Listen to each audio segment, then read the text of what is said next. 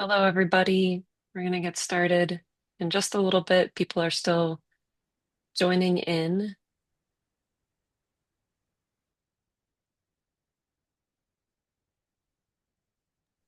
Okay. Thank you, everybody, for joining today. We're very excited to share our new report on DER compensation and cost allocation. And I'd like to thank the Department of Energy, Office of Electricity for supporting this work. We can go on to the next slide, please. On our webinar today, I'll start us off with some housekeeping, and then I'll introduce our two speakers. And then Matt and Ron are going to provide an overview of the framework and then dig into two components of it, the grid services tariff and the export tariff. They'll discuss some implementation issues, and then we'll have time for questions and answers at the end of our speaking. We can go on to the next slide. As you all have probably noted, you're muted. If you have any questions or comments, feel free to put them in the Q&A box at any point in time in the webinar. The webinar is being recorded right now, and I will put this link in the chat, but the report is currently available on Berkeley's website, and the recording and the slides will be posted there in a couple of days. And once it's available, I'll send the link out to everyone who registered for the webinar, and you will have all of that available in one email. We can go on to the next slide, please. So our speakers today are the authors of the report. You can see it there on the right side, and there's the link again. DER Integration Framework, Regulatory Innovation for DER Compensation and Cost Allocation. Matt McDonnell and Ron Nelson are both partners at Current Energy Group. Matt's the managing partner and has focused much of his career on evolving regulatory frameworks to support an affordable, resilient, and distributed future electricity system. Ron is a founding partner and has been consulting on DER interconnection, integration, and compensation issues for over a decade. Ron has worked with clients across 30 states as well as internationally. We can go on to the next slide, Matt, and I will hand it off to you. Thank you. Thank you, Natalie. Just echoing your gratitude to Chris Irwin, Tanya Burns, and the Department of Energy's Office of Electricity for their support in this work. I'd like to begin with an introduction and overview of what we're calling the DER integration framework. So for some background and some shared context, it's important to establish that the electricity system is experiencing significant transformation. So the traditional, power grid structure, one that's characterized by large-scale central station power and one-way delivery to largely passive consumers, is transitioning. It's transitioning to a highly dynamic, much more distributed energy system that's now being characterized by bidirectional power flows and customers that are actively able to support the grid through their investments in distributed energy resources. A core axiom of this work is that rate-making frameworks need to evolve to reflect the realities of a two-way electricity system. And the DER integration framework is put forward as a conceptual approach for doing just that.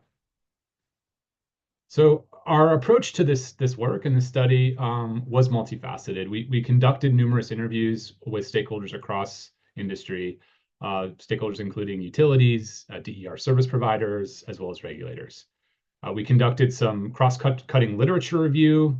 We examined case studies where approaches to DER compensation and cost allocation are being examined in more depth. And we identified gaps in the traditional regulatory approaches to DER and DER integration today.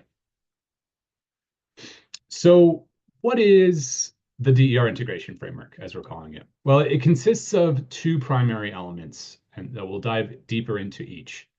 The first is we're taking a look at how DER are compensated for services that they provide to the grid. And this is what we call our grid services tariff component. And second, we look at how do we identify, allocate, and recover costs from DER for the interconnection and then the use of the grid for export.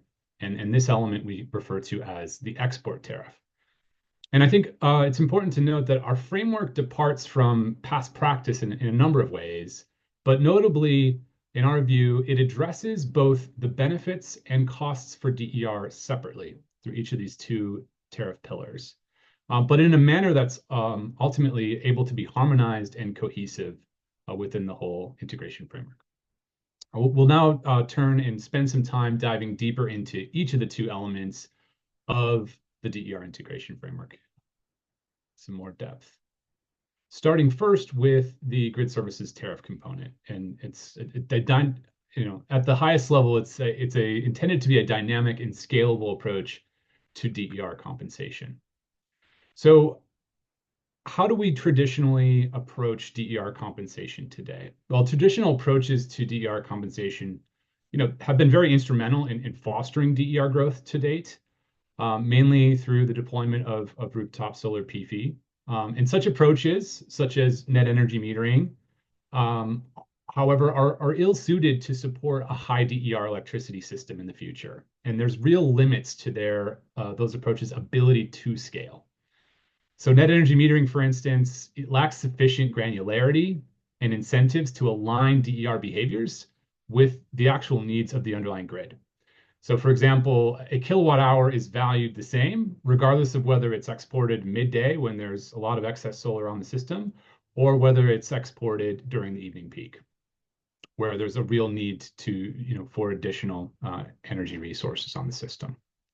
In addition, there isn't a real recognition of the full range of grid services that DER could provide to the system beyond just the simple export of energy. So what is a grid services tariff? Well, it's an approach to DER compensation that's intended to be more granular than traditional approaches. And it focuses on the value of grid services provided to the electricity system. In this way, it better aligns incentives with system needs to reward grid supportive actions. Because its focus is on unbundled grid services, it is technology neutral in its approach, and it can facilitate virtual power plant or VPP or DER aggregation business innovation by enabling this custom bundling of grid services, depending upon individual customer preferences and different technological configurations at the grid edge. So a grid services tariff approach offers several opportunities over traditional approaches to compensation. One is around cost effectiveness and affordability. By aligning DER activity with underlying system needs, we can better unlock the full value latent in these flexible grid edge resources.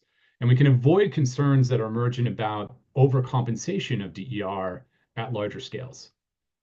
There's a real opportunity to leverage private customer investment in these assets to defer or displace traditional utility investments overall. But in order to do so, we certainly need approaches and compensation mechanisms to incent the behaviors that would actually provide real value and cost effectiveness on a system level overall. Technology neutrality is another opportunity under this approach.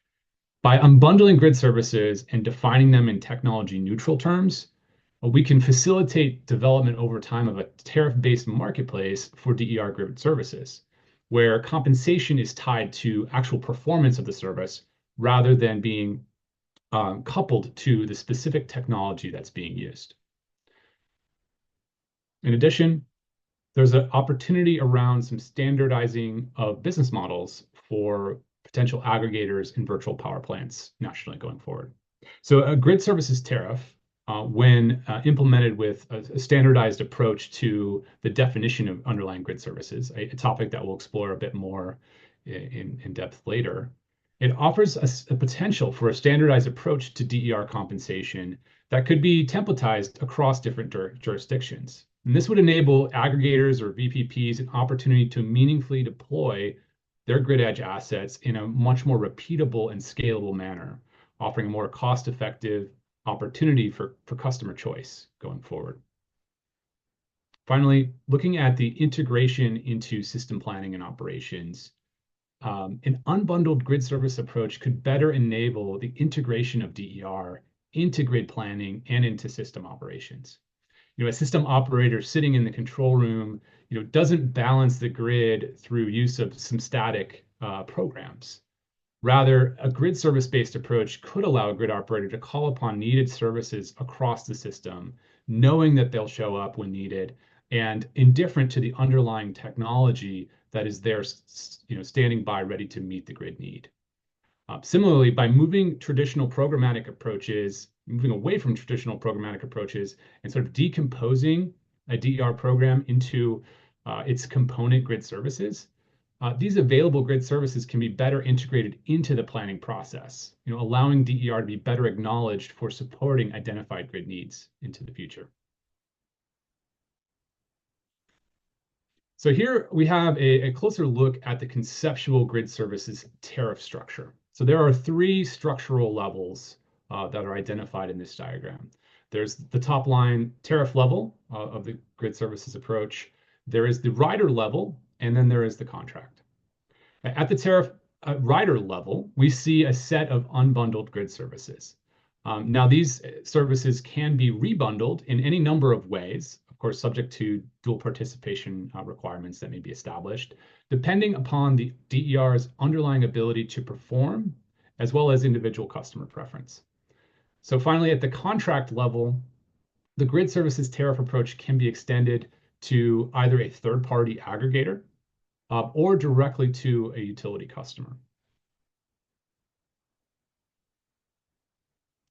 As the grid services tariff is characterized by an unbundled grid services approach to DER compensation, it's really important to examine standard grid service definitions and why standardizing the definition of grid services is so important to enabling DER aggregators and VPPs, as well as utility customers, to develop scalable opportunities, business models, and to facilitate cost-effective customer choice.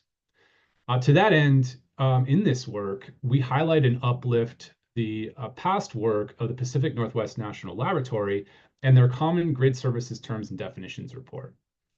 The graphic on this screen is taken from that PNNL report and illustrates 5 component DER grid services that can serve as a starting point for jurisdictions looking to advance a grid services approach to DER compensation. These grid services include energy schedule, frequency response, voltage management, black start, regulation, and reserve. And as we'll get into a bit more later on, these individual services can be bundled to create a value stack that replicates contemporary approaches to DER programs as they are today, simplifying the experience for end users and customers. And to that end, it's really important to note that under the grid services tariff approach, there is an increased level of inherent complexity by unbundling grid services at the front end. But customers need not be exposed to this underlying complexity that's inherent here. The tariff and grid service riders provide those underlying market price signals to the system. And these services can be mixed and matched to build up a more simplified and straightforward consumer-facing offering. And this could be offered directly to a consumer by a third-party aggregator or reconstructed to look and feel as a more familiar traditional style of a utility program offering. And why this is important is, one, to ensure that consumers are having a much more simplified experience and entry point to be active participants in the grid. But by decomposing programs and consumer-facing offerings into their subcomponent grid service parts, we're ensuring that the value extended to customers is commensurate with the value provided to the grid. And it allows us to then take those programs and meaningfully integrate them into grid planning approaches, as well as grid operations approaches as well. And with that, I'll hand the microphone over to my colleague, Ron Nelson, to dive a little bit deeper into the second element of the DER integration framework, the export tariff. Ron? Thank you, Matt. Now we get to talk about export tariffs, which is great because I love talking about export tariffs. So in this section, we're going to go over some of the challenges faced by DERs currently, explain what an export tariff is, provide a very simple example of an export tariff, and then walk through some of the benefits and how they address current challenges. Next slide, please.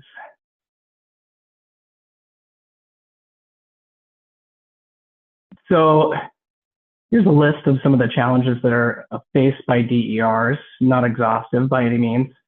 The first three are somewhat interrelated, but starting with free ridership. Free ridership is the concept that DERs, I use DERs and exporting facilities kind of interchangeably. Exporting facilities is really kind of what I'm talking about, anything that exports to the grid.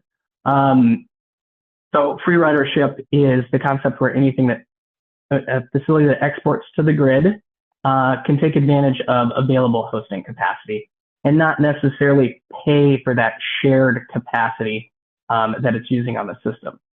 The free ridership can often cause a gold rush to areas where there's a lot of available hosting capacity for exporting facilities, which can clog interconnection queues and eventually leads to saturation of hosting capacity in certain areas of the grid, triggering large system upgrades that are very expensive. This can happen for both small and large systems, depending on the jurisdictions you're looking at. Additionally, flexible interconnection has been a hot topic over the last couple of years. One of the challenges faced with flexible interconnection isn't necessarily the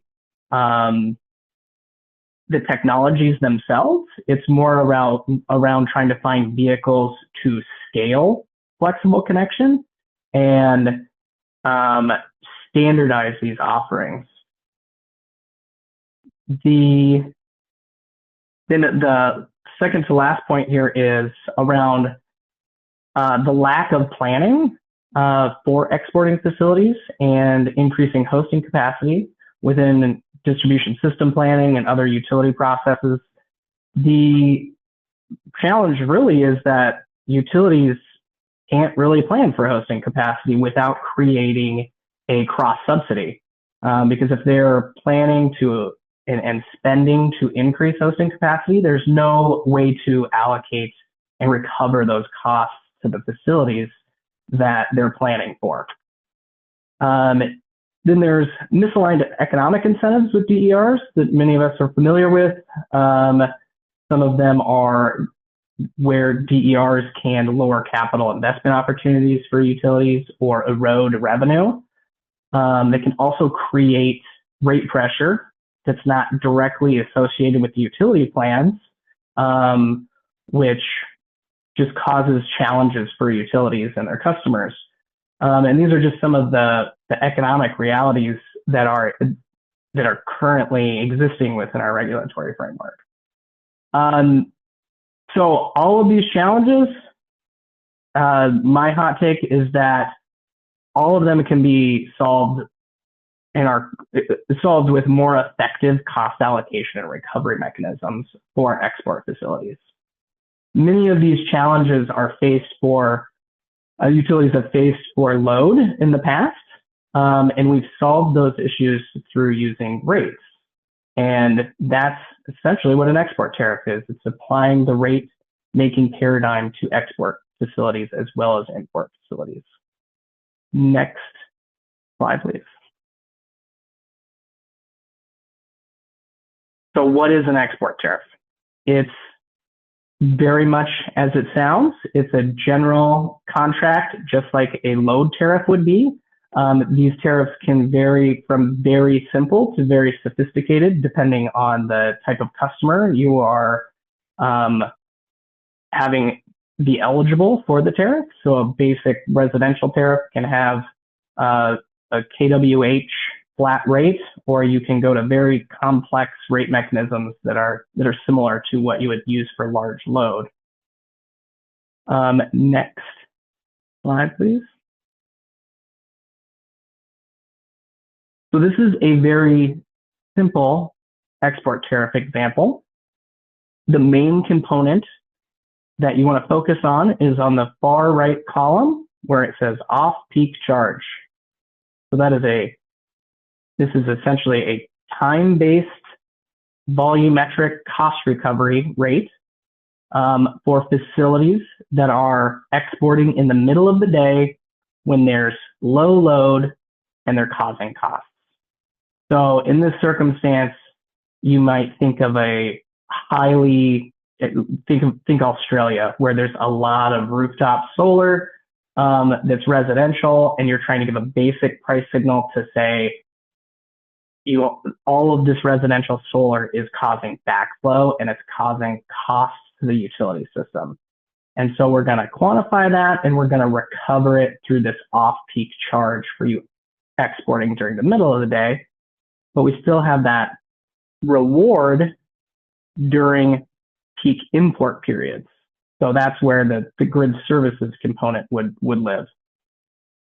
The important thing to note is that this is one of many types of export tariffs that can be designed.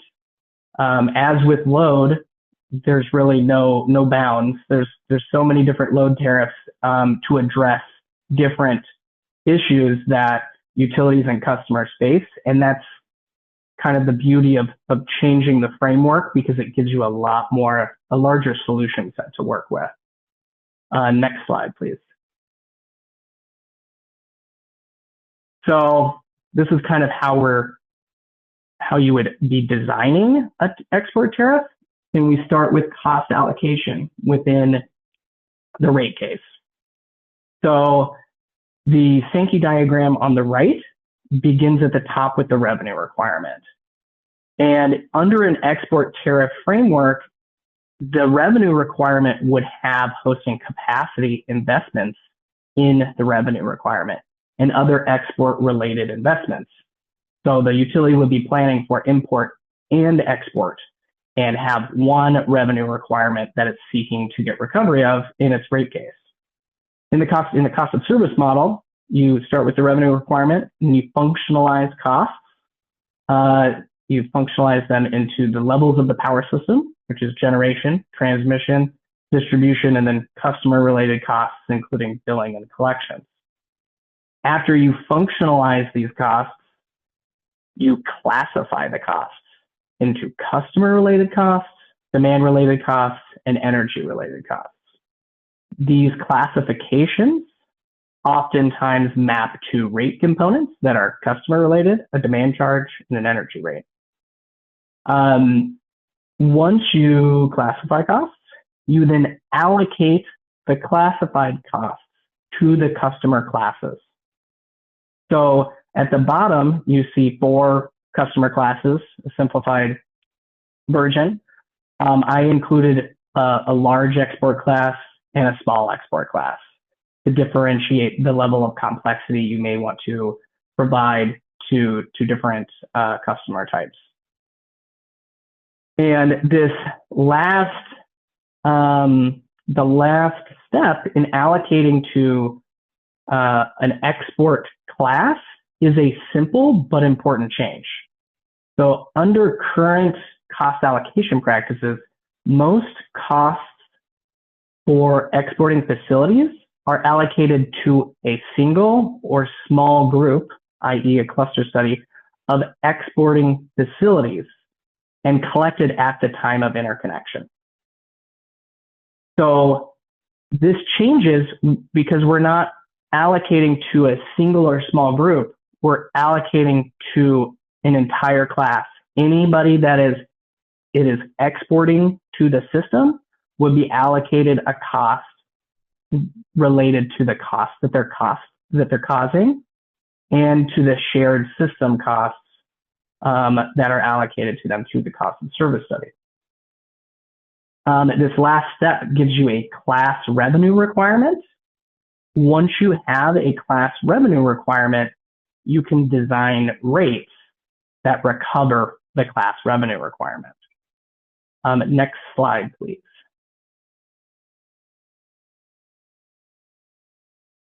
So how do you recover costs associated with a class revenue requirement for exporting facilities?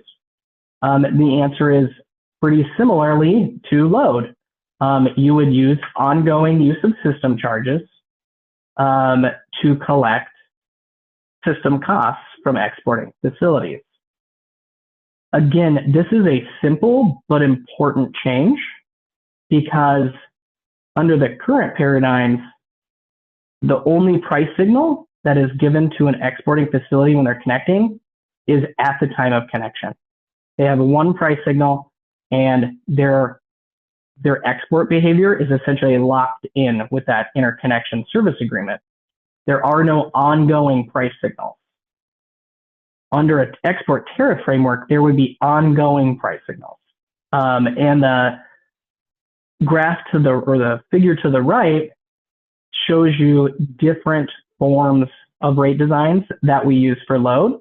Very similar rate designs could be used for exporting facilities. And it's important to note the different objectives with some of these rates, at least from a pricing perspective and customer perspective. You can have low risk, high certainty pricing options, such as a contract demand charge. This wouldn't vary significantly month to month.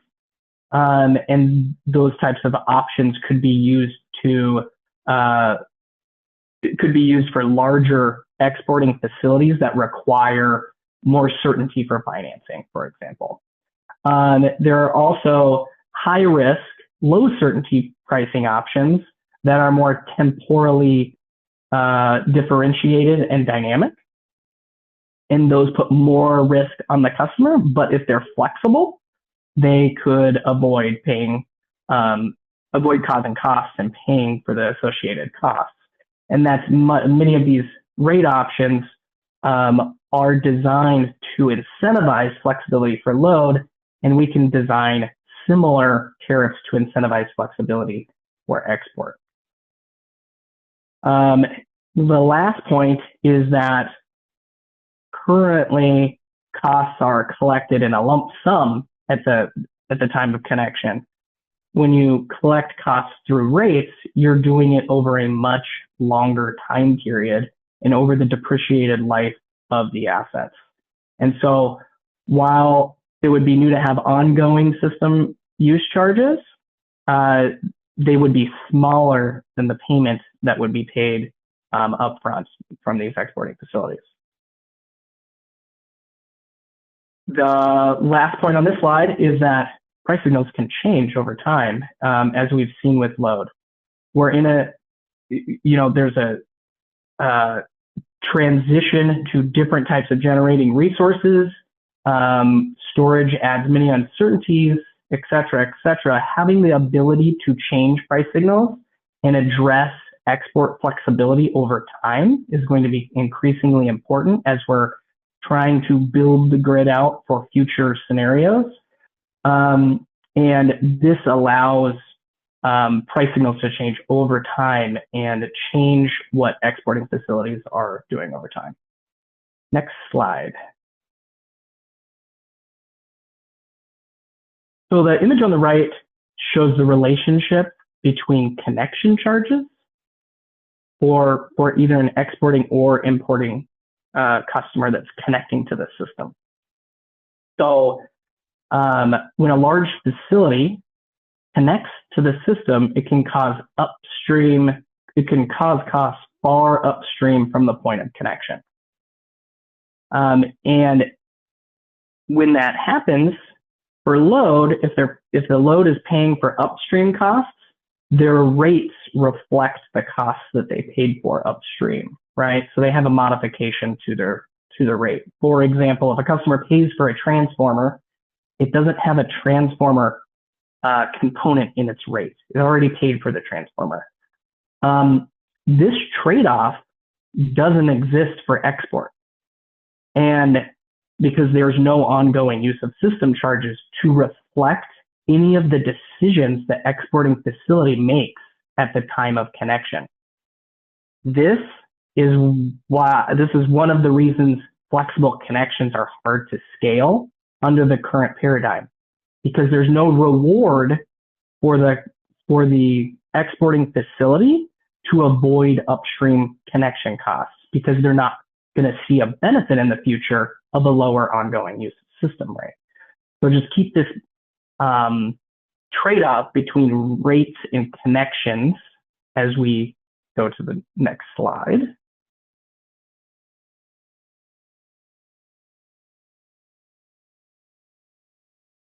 So flexible connections is a large topic. There are several forms of flexible connections, such as limited export, scheduled connections, dynamic connections, ramped connections. The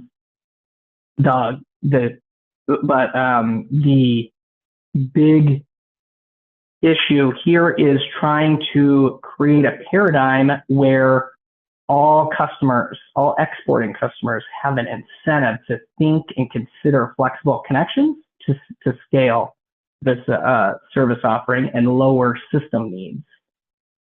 So when hosting capacity is free, export facilities do not have an incentive to connect flexibly, even when the facility would be open to modifying its export through a flexible connection agreement.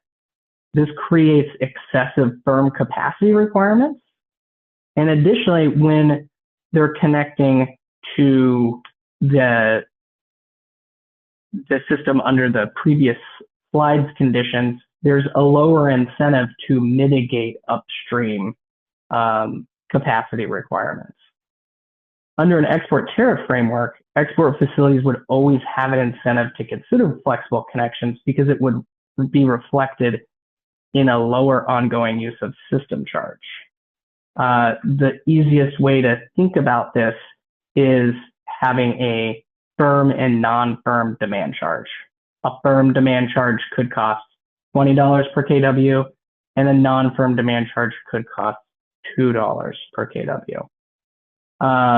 That's just a very simple way to visualize how you can give a price signal to give a price signal to reflect the lower requirements from the exporting facility.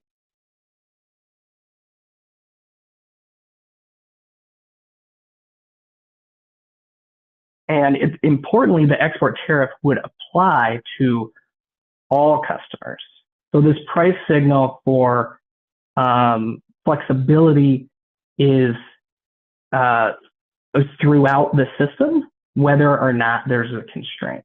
So the way to bake these flexible connections into rates is through firm and non-firm export tariff options. This could be, some of the audience may be familiar with interruptible load tariffs for large customers. It's a similar concept. You're taking a firm portion of capacity or a non-firm portion of capacity that could be dynamically curtailed, or it could be other non-firm modifications to your export. So as the graphic demonstrates, the export facility would select a portion of firm service and a portion of non-firm service. The export facility could be curtailed or have an agreement to limit export to its firm service amount, but not below the firm service amount, which is an important component for exporting facilities because they could have obligations for being available. And this firm component allows them to meet market or contractual obligations. The non-firm tariff options can embed flexibility throughout the distribution system. So when a constraint materializes, there's already customers that are willing and able to modify export. This can address timeline issues for things like non-wire solutions and address uncertainty associated with flexibility over long periods of time when utilities are planning for futures with high DER penetration. Next slide, please.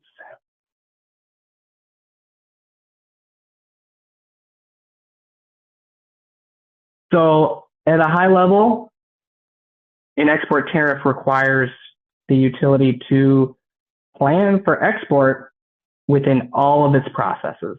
So utilities would begin to forecast DERs if they're not already doing so. They would also integrate hosting capacity upgrades into routine maintenance when cost effective and reasonable, and start to plan the system for being bidirectional and looking for opportunities to co-optimize and prioritize both load and hosting capacity investments. Next slide, please. And finally, export tariffs better align utility incentives for providing export services to exporting customers. First and foremost, utilities would earn a return on prudent capital investments.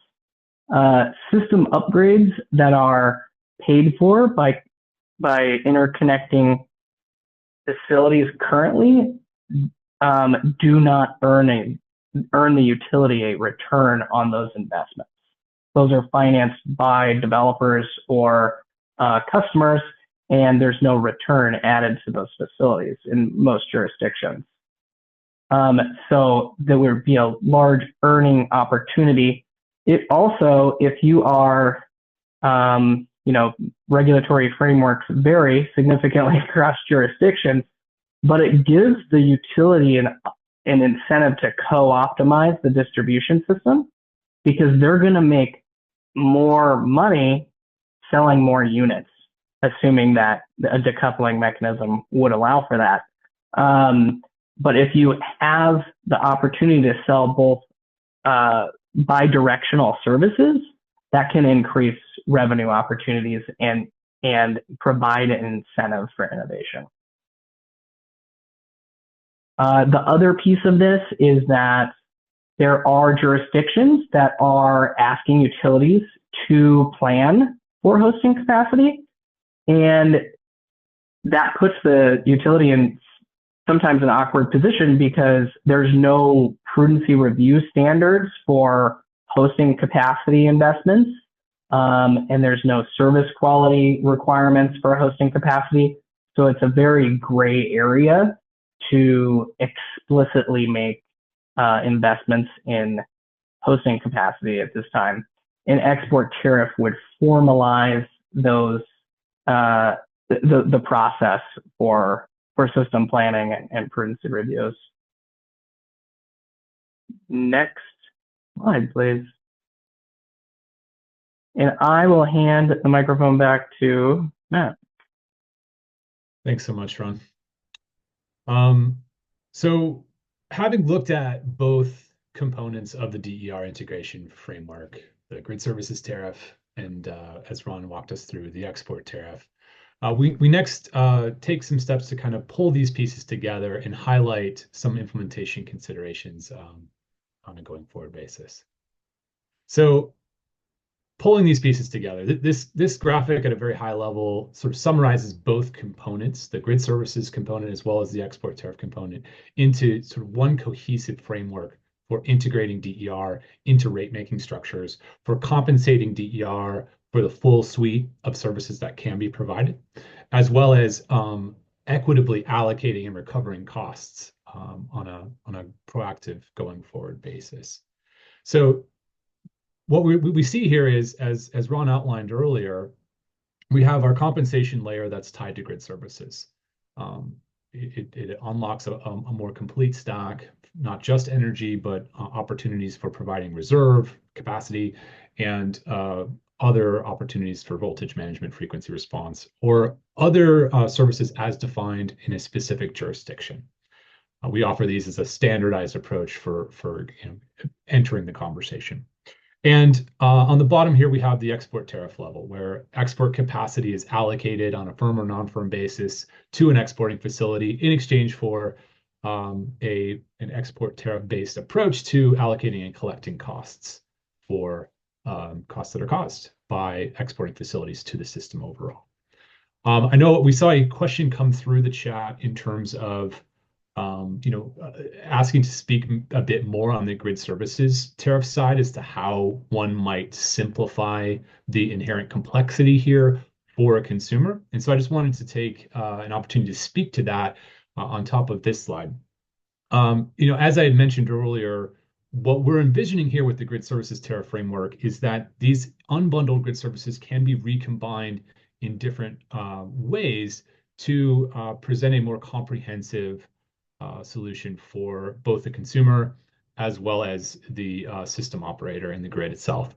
So for instance, a third-party aggregator or VPP provider could offer a very simplified pricing approach to the end user, to the consumer, helping to sort of finance and to install distributed energy resources on the customer's premise in exchange for a flat or sort of subscription style fee to the consumer.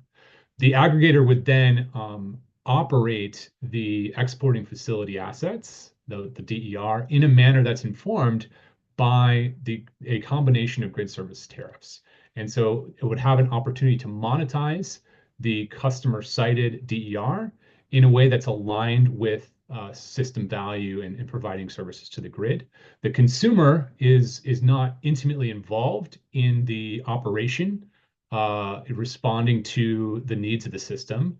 The customer is really exposed to a much simplified pricing mechanism, be it a flat fee or a subscription fee or something akin to that. And this could also be conducted and orchestrated by the utility itself in constructing a similar approach that looks and feels to a customer very much like a traditional utility program with a sort of a flat bill credit approach. But the importance of stacking up and rebundling these grid services is to ensure that there's a level playing field for both third-party aggregators to provide options and opportunities for consumers, as well as for utility programs to be situated on an even playing field over time as technologies evolve and as capabilities emerge, that there aren't new legacy programs that are sort of distorting, the types of behavior that we may see from DER assets going forward.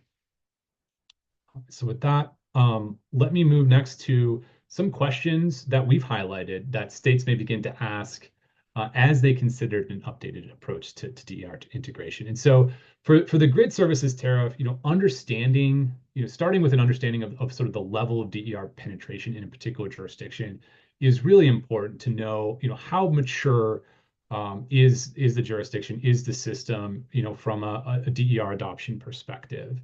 And where is that market maturity, and where would we begin? And fully understanding that what we're laying out here is an approach that's more oriented to sort of future state and opportunity for scaling. And particularly on the grid services side, rather than jumping straight into the complexity of a full stack of unbundled grid services, states can begin with a lighter lift, right? We can begin by simply separating compensation for exported energy from the underlying retail consumption rate, moving away from them in particular, and begin to explore also time differentiated approaches to energy export compensation. That's an easy place to begin as you start to progress down the path towards more sophisticated and granular approaches to compensation to DER and tying that more discreetly to grid services themselves. So, and where states are beginning to develop DER programs, sort of centered on leveraging energy storage, and I'd point to National Grid's, Connected Solutions program as one sort of leading example of a successful, energy storage oriented utility program. We can start to think about how such programs sort of can be centered on and really composed from a bottom-up perspective of stacking individually defined grid services is a mechanism to help future-proof the program design going forward and avoid unintentionally kind of creating a legacy program that will be a drag on innovation and new opportunities into the future and hits a wall for scalability, as we've seen with net energy metering, for example, on the simple sort of solar PV export energy front. On the export tariff side, we can start to examine, again, understanding where the state is on the integration of DER and on various hosting capacity issues that may be coming to the fore is very helpful. So how much is the utility currently spending on export related issues? Are there current claims in the jurisdiction of DER related cost shifts? If so, have costs and benefits associated with DER been sufficiently defined? Have they been sufficiently isolated, meaning separating costs from benefits and adequately assessing what those costs really are, right? And how do we equitably start to allocate them? Are the questions that really are on the front end of exploring an export tariff implementation approach. With that, I'd love to thank you for your time and attention today. We hope that the DER integration framework provides a meaningful opportunity for starting to reimagine the rate-making structure when it comes to DER integration and to better align it with the needs of a two-way power system. So again, very grateful for the support of the Department of Energy's Office of Electricity in helping to support this work. And thank you for your time. And we certainly look forward to fielding some of your questions. Thanks, Matt. I think if you want to, you can quit sharing your slides so that it might be easier for you to see the Great. Q&A. Happy to. And then we can go from there. Let's see. Ron has been answering some of the questions live in the Q&A box. There was one that came in via chat. Does the increased transparency of DER capacity and actual DER grid services give utilities greater clarity in scoping their own utility ongoing infrastructure investments? Are there any win-win? I don't know if either one of you would like to take that. I can certainly start. Yeah. And go ahead, Ron. Yeah, go ahead, Matt. Yeah, eager to get your contributions as well, Ron, if you'd like. No, I mean, I think the short answer to that is yes, that's certainly the intention here. Is that by having a more granular understanding of the component service parts, if you will, of a utility program, there's a much more meaningful opportunity for that utility to then decompose the DER program into its component grid service elements, and then use those individualized sort of grid service elements as a means to sort of integrate the program more completely into planning and operations both. And that's one of the, I think, important elements that's embedded within the grid service tariff approach here to DER compensation. Ron, anything else to add to that? Yeah, and just to talk about the capacity side Sure. and the obligations that the requirements that the systems are going to need. There are some jurisdictions working on integrated distribution system planning that are requiring DER forecasts, and so it does help provide more information, and I think it gives the utility much more clarity on what its responsibilities are and what it should be planning for, and what costs are going to be allowed for cost recovery and how. Thanks. We had a question that came in that was something that I wanted to ask as well around, can you tell us more about examples, if there are any, beyond the connected solutions one that you provided at the end, Matt? On the grid services side, I'll speak to, and then I'll let Ron speak to some examples on the export tariff front. On the grid services side, we're starting to see more emerging examples, but I think there are less than I would like at the moment. One that I've been closely involved in was in Hawaii with respect to what was then known as the advanced DR portfolio, but it was a very similar approach to sort of unbundling grid services and looking at a multitude of technology types to provide those, including EV charging stations to modulate the charging levels to sort of provide frequency response and the like. So that was a very successful demonstration of how this can technically perform at this level. I think what we're seeing now is more jurisdictions starting to look at compensation for sort of traditional rooftop solar PV in a way that's much more granular and beginning to be more time differentiated. Again, smart export tariff, sort of post NEM successor tariffs in Hawaii started to look at time differentiation of compensating energy exported at different times. So that's, as I mentioned, sort of an initial step towards a more complete grid services approach for DER.com. And I know Ron has some examples on the export side as well. Yes, export tariffs have been in the process of implementation in Australia for several years. So the tariff example that I gave was one of the basic examples from a distribution network service provider in Australia. And there's kind of a roadmap from Australia to implement some of these. It's been a pretty long and thoughtful process. And there's also been there's pretty robust discussion around effective pricing for export and different types of export tariff structures there as well. Thanks. I have one more, and then I'll let you you guys can peruse the Q&A and see which ones you would like to answer. But what are your key recommendations for state regulators on this? Well, I won't sort of I'll let Ron expand upon it. I won't steal too much of his thunder. I think, from an implementation and recommendation perspective, I think there's real opportunity to start today, right away, with looking at export tariffs and looking at cost allocation recovery approaches that really mirror the same methodologies and approaches that we apply to import today. And I think and Ron can expand on sort of, again, restating why that's going to be so important for, most states that are dealing with distribution system planning processes and hosting capacity conversations. I think from a grid services perspective, I think what's really helpful to start to examine is, how can we start to lay the foundation for compensation approaches that really align the incentives correctly, and that we aren't finding ourselves in cul-de-sacs or dead ends when it comes to leveraging these really powerful assets that customers are already investing in for a variety of different reasons, and how do we bring them into the core operations and support of the grid.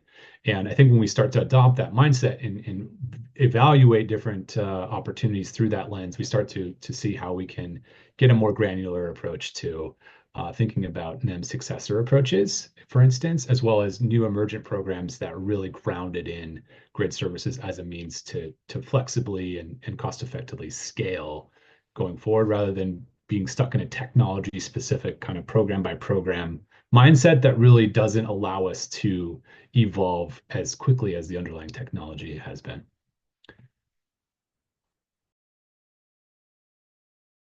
Yeah, the only thing I would add is my key recommendation is get started, because you got to be realistic with how long changes take in the regulatory paradigm, and it's going to take a long time. And I think that there's a lot of agreement that we're going towards a bidirectional distribution system, and I feel that everything's trending towards a microgrid. And so enabling microgrids and flexible electrification is going to be key. And I think export tariffs are a big component of that, in order to do this equitably and have a broader solution set for moving fast and in the right direction. Thanks, Ron. Matt, did you find a question in our long list of questions that you wanted to comment on? Yeah, there was one. Thanks, Natalie. There's a question related to, how might one structure a grid services tariff to complement or interact with wholesale or RTO grid services? And I think this is an excellent question in one that's, somewhat outside of the scope of the paper and study itself, but one for which we've given some thought to. And I guess, when we think about the implementation of a grid service tariff at a distribution utility within a wholesale market construct, given FERC 2222 and the opportunity for DER aggregators to participate directly in wholesale markets. I think there's a couple of different options that you might bring to bear here in order to harmonize grid service tariff with that FERC 2222 wholesale market participation opportunity. I think option one is you start to look at the opportunities to sort of create a different sort of grid architectural arrangement insofar as the DER aggregator is monetizing that opportunity through the distribution system operator, the utility at the distribution level, rather than a direct participation into the wholesale market. And the services can be cutouts and defined at the wholesale market level, and a reduction in purchase requirements by the utility can be a justification for extending that value to the aggregator in that manner. And that would allow for some decreased complexity and coordination and tier bypassing when it comes to an aggregator at the distribution system level participating and responding to signals from the wholesale market operator. Conversely, if and a second option is to simply be better facilitator of that aggregation arrangement with the wholesale market operator, insofar as there can be an aggregation agreement that has communication requirements, tier bypassing, sort of understanding as to when system conditions may need to be overriding the opportunity for that aggregator to respond to a wholesale market signal, as well as still provide some distribution level services that can be a part of that framework going forward. So just some thoughts in response to that question. Thanks, Matt. Ron, did you have a question that you wanted to answer from our list of comments from our participants? I will take a shot at one that I think is very hard. Can you envision your regulatory framework for evolving better utility programs as a step towards moving ultimately into building retail markets to create more comprehensive pricing and market structures to eliminate utility program fragmentation? I don't know if I'm going to answer that exactly, but I do think that flexibility is a key component to any market, and making the distinction between firm and non-firm service. Right now, export is either firm or completely non-firm when it takes a flexible connection. In order to scale the flexible connections, you're going to have to create options that are both firm and non-firm. And that's probably true for load as well. So that utilities have a quantified amount of firm versus non-firm capacity or services.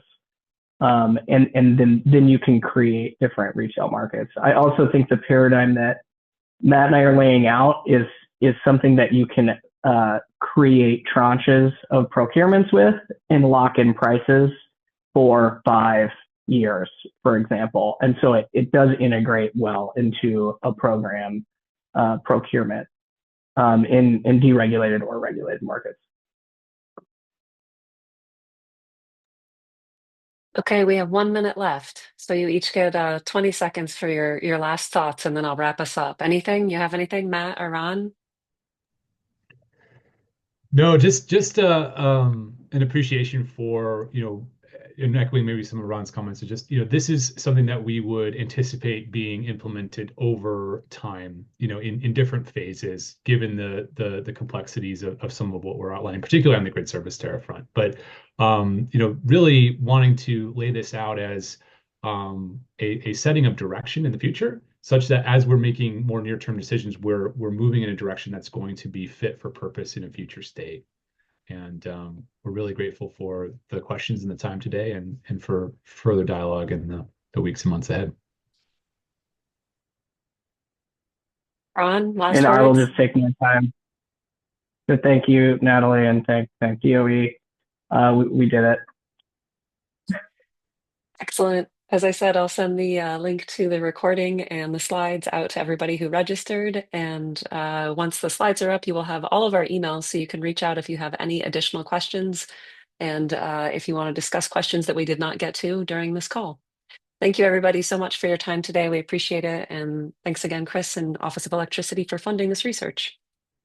Bye.